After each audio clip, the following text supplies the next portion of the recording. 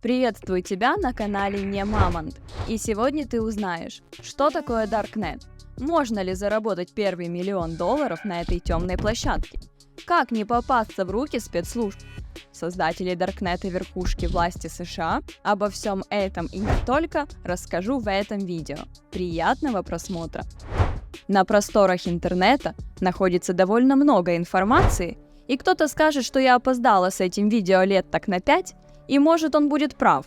Но сейчас я постараюсь донести то, что не донесли другие. Итак, поехали! Darknet — это сокрытый уголок интернета, который для многих остается загадкой и который недоступен для обычных пользователей. Что же такое Darknet? Как он встраивается в структуру сети? И какие технологии делают его невидимым для обычного пользователя? Это сегмент интернета, недоступный для общественного поиска и обычных браузеров. Здесь информация обменивается в условиях строгой анонимности, что создает своеобразное подполье в мире онлайн-коммуникаций.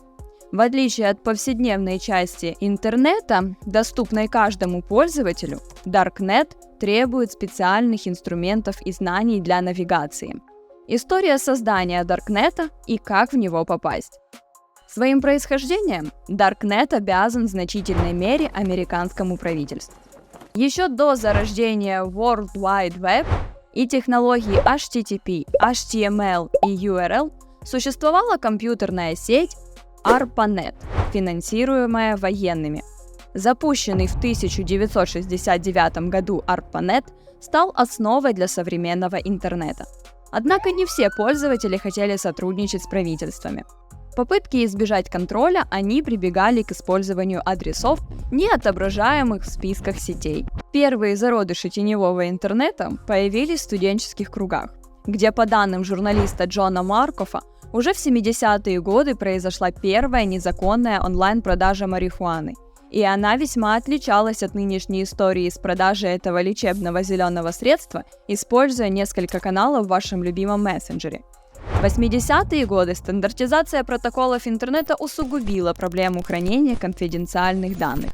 Зарождались убежища данных, так называемые серверы в странах с более мягким законодательством.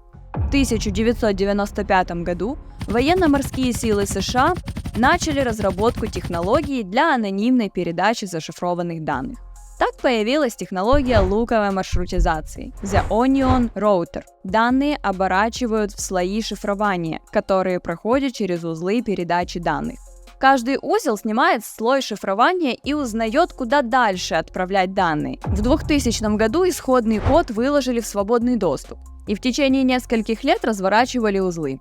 В 2008 году впервые появился браузер Tor, встроенный луковой маршрутизацией второго поколения. Технология реализована через систему прокси-серверов, устанавливающих анонимное сетевое соединение. Большинство сайтов Darknet находятся на псевдодомене .onion и имеют длинный адрес, состоящий из набора букв и цифр.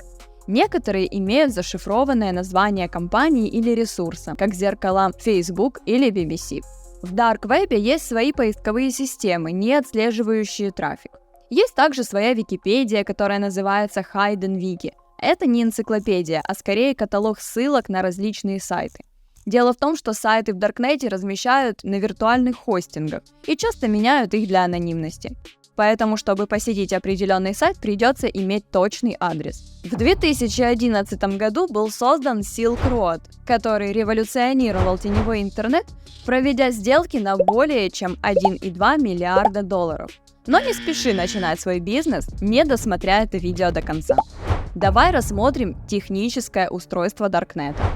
Darknet использует различные технологии для обеспечения анонимности пользователей. В 2024 году нетрудно догадаться, что для доступа к площадке необходимо использовать специализированные браузеры, такие как The Onion Router. Если более кратко, это хорошо известный нам Tor браузер. Эта система обеспечивает анонимность путем направления трафика через ряд добровольных серверов, называемых узлами. Каждый узел шифрует информацию, делая ее невозможной для отслеживания. Особенностью Tor является многоуровневая система шифрования, где каждый слой, как луковая шелуха, раскрывается только на соответствующем узле. Invisible Internet Project, известный как I2P. Это анонимная сеть, которая позволяет пользователям обмениваться данными, не раскрывая свою реальную личность. I2P работает по принципу черной коробки, где все входящие и исходящие данные проксируются через несколько узлов, сохраняя тем самым высокий уровень анонимности. С вышесказанного становится понятно, что зайти в Darknet возможно через браузеры, поддерживающие Tor, которые автоматически настроены для работы в сети Tor. Так они обеспечивают безопасный доступ к Darknet. Вторым способом будет настройка прокси-серверов, использование обычных известных нам браузеров с настроенными прокси-серверами. Третьим способом являются специальные программы, например, I2P Router. Способы доступа постоянно совершенствуются, внедряя новые инструменты и технологии для повышения анонимности и безопасности пользователей в темной сети. Существуют ли законы в Даркнете? Не совсем это можно назвать законами. В том самом месте есть возможность вести как законную, так и незаконную деятельность. И Darknet выступает так называемым двухсторонним мечом. Приведем примеры законного использования скрытой сети. Анонимное общение, доступ к информации, общение с людьми всего мира. Под анонимным общением мы понимаем, что скрытая сеть может использоваться для анонимного общения с другими людьми, которые не хотят раскрывать свою личность.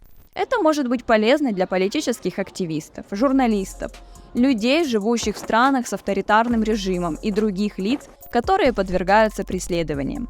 Насчет доступа к информации, то Darknet может использоваться для доступа к информации, которая недоступна в обычном интернете. Это может быть полезно для исследователей, журналистов и других лиц, которые занимаются поиском ценной или интересной, но недоступной для широкой публики информации. Darknet может использоваться для общения с людьми со всего мира, независимо от их географического положения. Это может быть полезно для людей, которые хотят найти друзей или партнеров, проживающих в других странах. Но учитывая небольшую сложность в доступе к данному ресурсу, я бы лично предпочла пользоваться теми самыми мессенджерами, которые намного проще в использовании. Итак, а что же по нашим незаконным делишкам? Торговля наркотиками и оружием. Эта сеть является популярным местом для торговли запрещенными предметами. Это связано с тем, что пресловутая анонимность затрудняет отслеживание и преследование преступников, чем и пользуются последние персонажи. Распространение экстремистских материалов. Темная сеть активно используется для распространения таких материалов. И снова-таки, это связано с тем, что преступникам удается быть скрытыми и легко избежать преследования со стороны правоохранительных органов. Фрод и мошенничество на данной площадке используются для совершения различных видов мошенничеств, таких как кибермошенничество, кражи личных данных и мошенничество на заказных убийствах. Нужно понимать, что хотя Darknet может служить платформой для законных деятельностей, его незаконное использование также является серьезной проблемой, требующей внимания и борьбы со стороны правоохранительных органов и общества в целом, что еще больше привлекает к созданию темных делишек.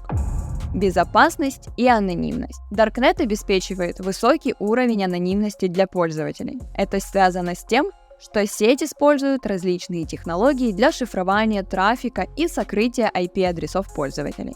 Однако это не означает, что использование Darknet полностью безопасно.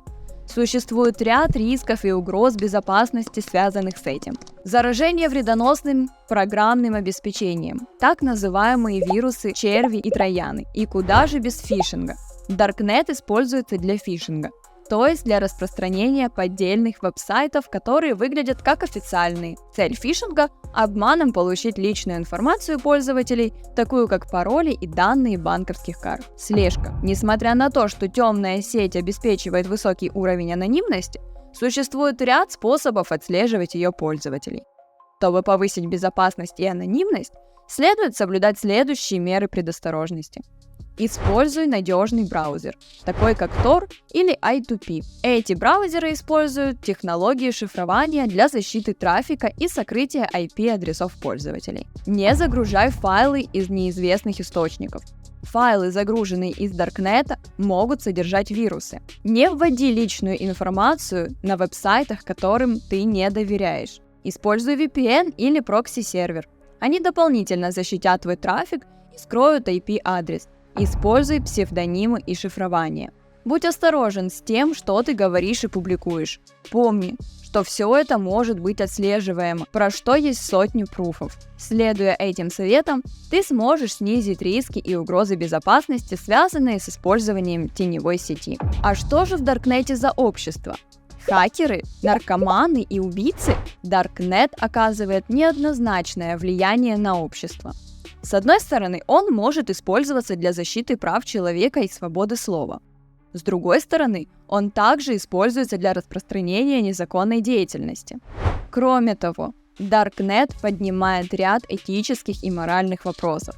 К этим вопросам можно отнести то, что он обеспечивает доступ к информации, которая может быть вредной или опасной. Например, информация о насилии, экстремизме или терроризме. Также Даркнет используется для защиты прав человека и свободы слова в странах с авторитарным режимом. Однако он также может использоваться для распространения информации, которая нарушает права человека, например, пропаганду. И куда же без распространения деятельности, такой как торговля наркотиками и оружием, распространение экстремистских материалов и кибермошенничество. Решение этих этических и моральных вопросов является сложной задачей. Будущее Даркнета туманно. В связи со всем, что было сказано выше, будущее Даркнета является неопределенным. С одной стороны, существует тенденция к росту популярности Даркнета. Это связано с тем, что Даркнет становится все более доступным и удобным для использования. С другой стороны, правоохранительные органы прилагают большие усилия для борьбы с Даркнетом. Например, взять популярную новость, что в апреле 2022 года совместная операция германской и американской полиции привела к закрытию серверов Гидры, крупнейшего российского даркнет-рынка по продаже наркотиков в Германии. Возможно, в будущем Даркнет станет более безопасным для использования. Это связано с тем, что разработчики Даркнета будут продолжать разрабатывать новые технологии для обеспечения анонимности пользователей. Также возможно, что Даркнет станет более открытым для общественности. Люди будут все больше осознавать как позитивные, так и негативные аспекты данного места. Итак, значение Даркнета в современном мире довольно высоко. В любом случае, он будет продолжать играть важную роль в обществе и в будущем. Ответить на вопрос, являются ли создателями Даркнета спецслужбы США, невозможно. Половина людей кричит, что да, другая половина общественности кричит, что нет. Будем копать дальше. Спасибо за просмотр. Если тебе будет интересно послушать про громкие разоблачения популярных маркетплейсов, пиши в комментариях под видео. Пока-пока!